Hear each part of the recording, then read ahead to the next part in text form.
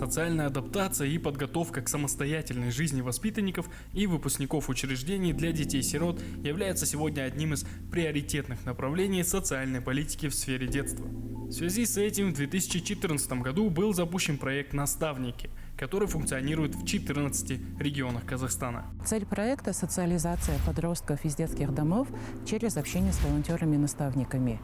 Наставником может стать гражданин нашей страны от 25 лет и старше.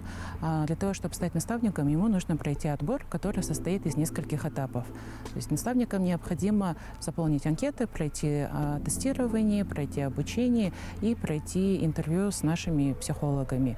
После этого уже человек может стать наставником при удачном прохождении отбора, и после этого уже можно познакомиться с подростком из детского дома и начать с ним дружбу.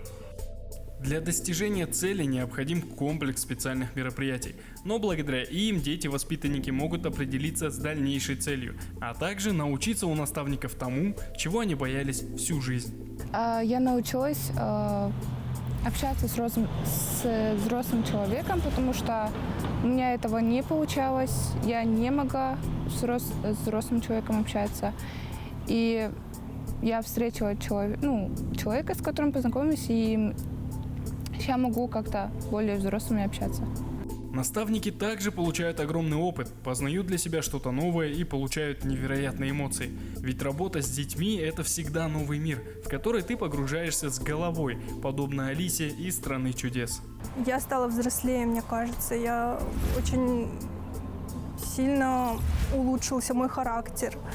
Я научилась именно дружить с ребенком, с человеком, который младше меня. То есть у меня есть друзья, мои ровесники, а вот тут, то есть между нами прям целое поколение, если не два. И, естественно, бывали такие непонимания, то есть до проекта «Наставник», до того, как я познакомилась с Аней, бывало такое осуждение, типа вот в наше время было по-другому или что-то типа того. А когда я познакомилась с Аней, у нас так все хорошо сложилось, что у меня вот все барьеры какие-то, которые были межпоколенческие, скажем так, они пропали. Среди задач проекта – активное привлечение и отбор новых волонтеров, создание новых пар во всех учреждениях, а также популяризация наставничества как эффективного метода социальной адаптации детей.